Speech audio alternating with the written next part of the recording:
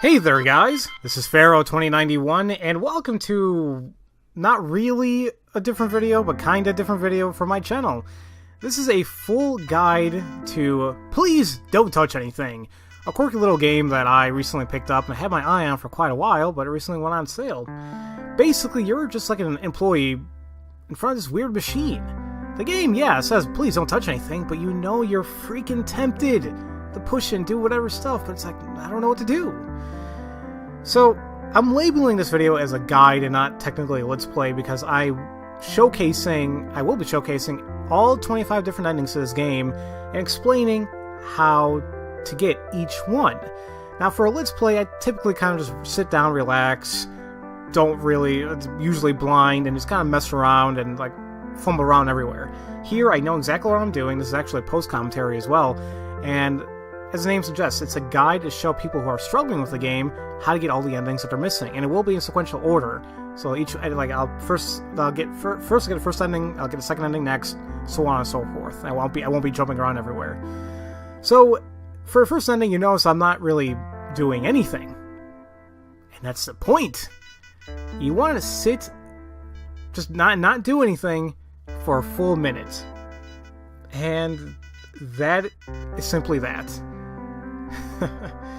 And anytime you want to go ahead and end or reset or do another thing, just click that restart button and then we can go all over again.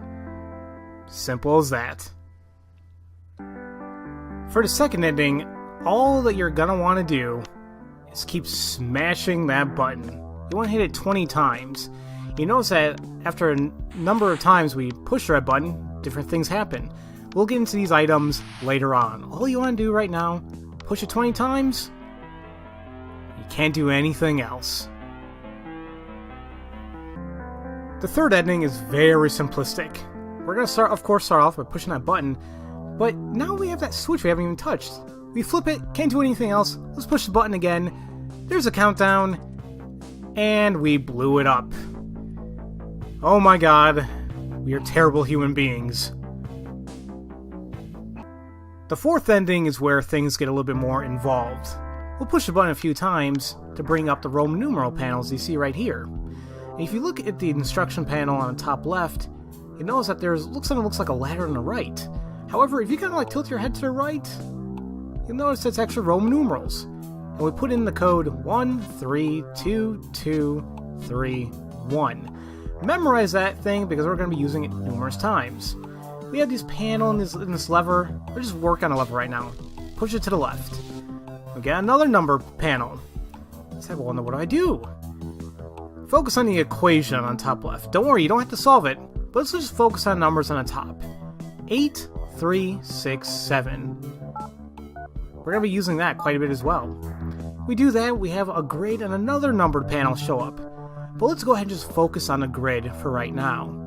You notice how we have, well, the evil number 666, the number of the beast, and that pentagram.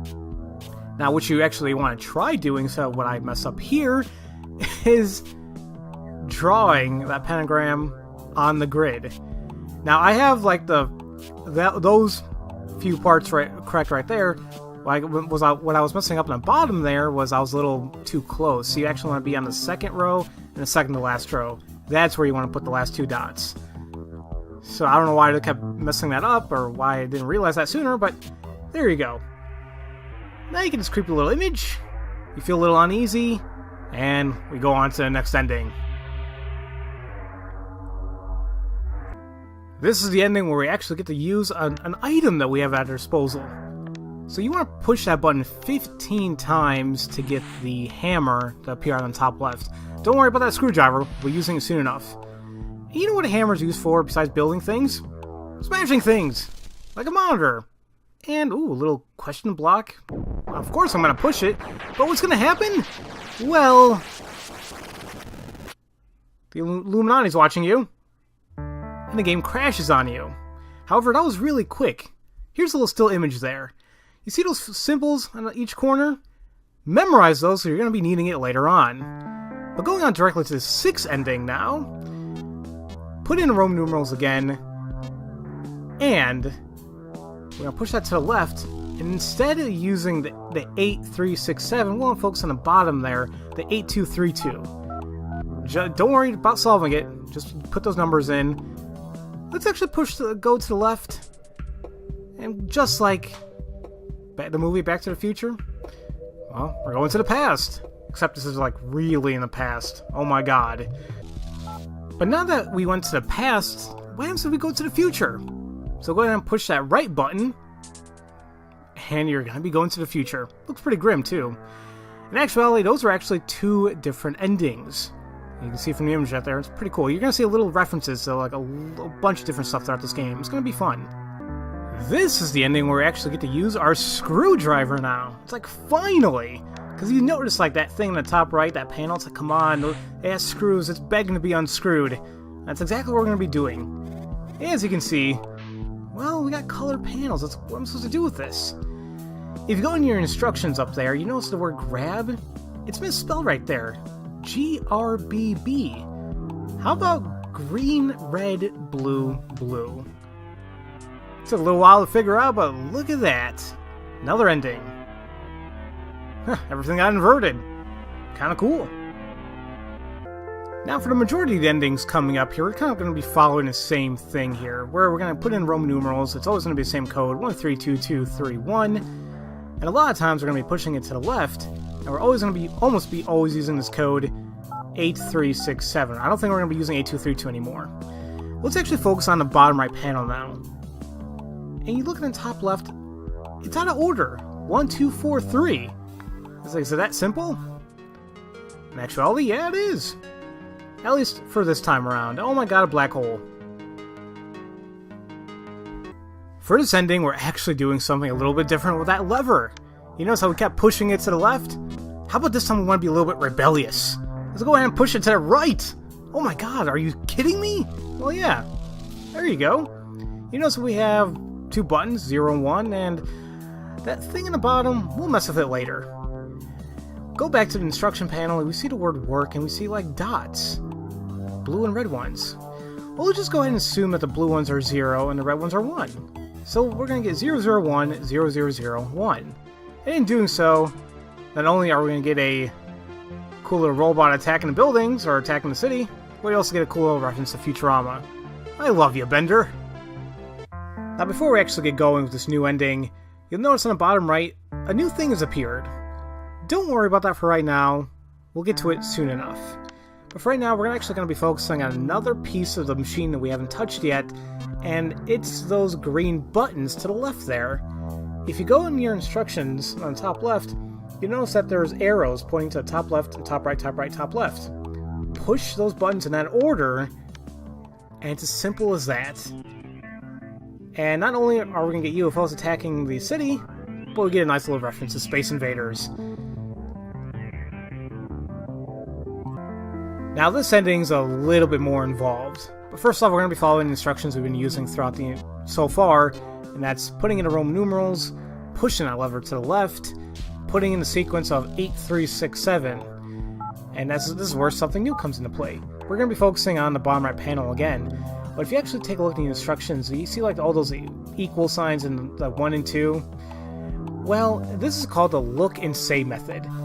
You see that we have 1 1, 1 2, and 2 1s. That means we actually put in 1 2 1 1. It's like we actually have 1 number 1, 1 number 2, and 2 number 1s. And we get this little thing. And if you gotta mess around with it, it almost sounds like the music in the background. Well, actually it does. And we want to repeat that. It's as simple as doing right, right, middle, left, left, left, middle, right.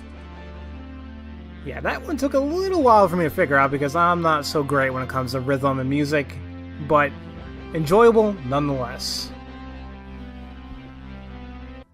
Now for this ending, I hope you guys know math. Don't worry, it's not too bad. I'm sure many of you guys know this, and you'll know what I mean once we get to it.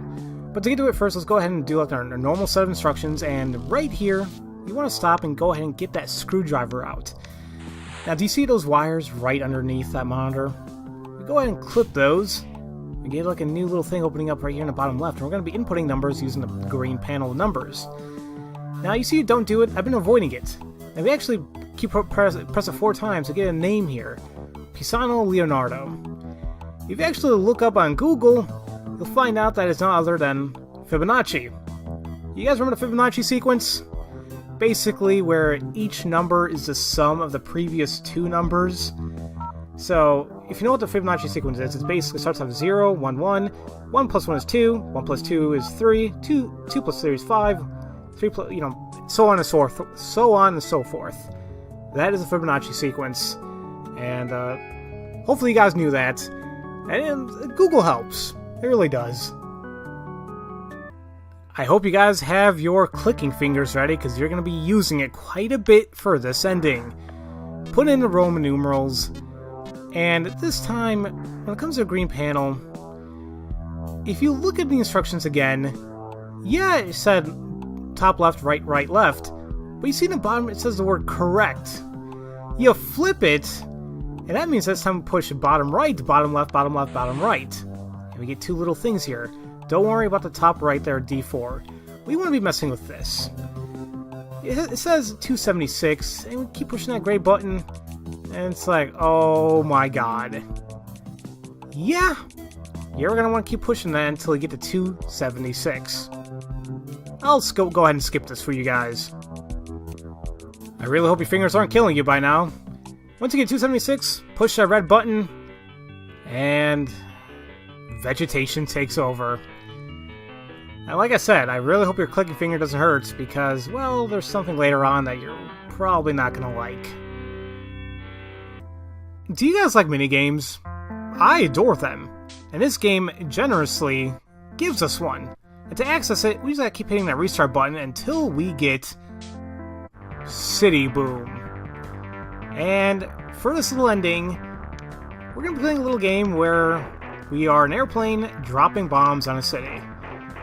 Yeah, I know it doesn't sound really good, but it's a game. Now, as you can see, every single time that your plane goes off the screen, it gets lower and lower. So what you have to worry about is you want to take care of the buildings that are tall enough, because you could easily hit them and have to restart the game again. If you do mess up, just keep clicking that restart button until you get City Boom again. Easy as that. Now, what also is interesting about this, if you don't miss any of your bombs, like if it doesn't hit the ground and it hits all the buildings, you actually get an achievement called Red Baron. This was the first time I actually did it, by the way, so I was like, oh, sweet. Now, you see those words a little bit messed up? You see that we have the letters Y, R, B, and B.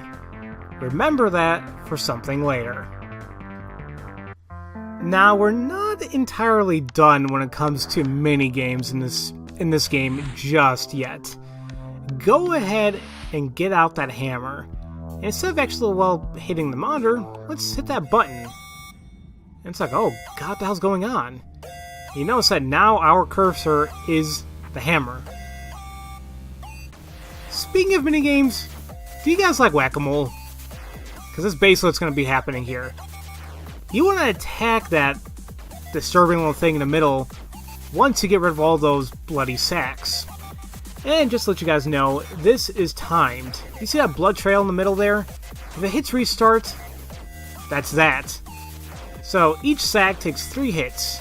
And once you're done with that, kill the thing, and you succeed. It's as easy as that. It is a little bit of a time crunch, but it shouldn't be too bad if you just pay attention and, well, like I said, that's that. You get this weird image. Honestly, I don't think you need this for any of the other endings. It's just there to mess with your head. Now, this ending can be a doozy if you really don't know what to do. First off, get out that screwdriver and remove the instruction panel on the top left. Now you'll notice it's like, oh my god, I have 3 clocks. It's like, what's going on? Some of them are green, some aren't. Well, the whole premise is we actually want to get all 3 of them to green. And you'll notice that, well, to do so, you basically have to get your system time to midnight. So either you can wait till midnight to play the game, or you can do what I did and just manipulate the system time on your computer to get to midnight. And once that happens, you actually get another little piece of the puzzle to get the ending, and it's this printed thing right here. You have a couple of blue dots and red dots. Now from the bottom top, you want to put in as many red dots that you have. And it's always different every time you input this. It's always going to be a different combination. It's not necessarily going to be mine. And once you do so, apparently the Death Star decided to say hi to us and blow up the city. Usually they blow up planets, but no, just the city. Remember how I said how I hope your clicking fingers weren't hurting yet? Yeah, this is where you're really going to be using it. So once again, bottom right, bottom left, bottom left, bottom right. And you notice that number 6 is a little odd. Yeah, I think you guys know where I'm going with this. So quickly enough, I'm just going to go ahead and just showcase how even the middle one is also kind of tainted red with the number 6. So I think you all know exactly what I have to do now. And this is where I hope your clicking finger doesn't hurt. I'll be back once I get to that little magical number. A few minutes later, and we're finally here at 666. Go ahead and push that red button. Wait, we're not done yet! Do you guys remember those 4 symbols for the Illuminati ending? Yeah, this is where it comes into play. Now what you want is you want to keep those 4 symbols lit up, not push them down. And the ones we want to keep are the bloodshot eye, the arrow, not the arrow, but the hourglass, the key, and the 2 waves. And once you do so,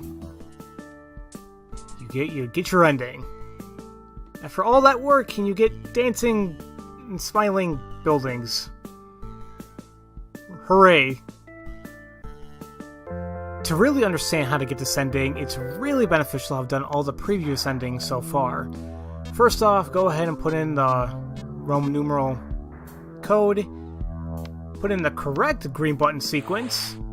So we have that D4. Keep that in mind for something we're going to do later on. Go ahead and put in our regular code of 8367.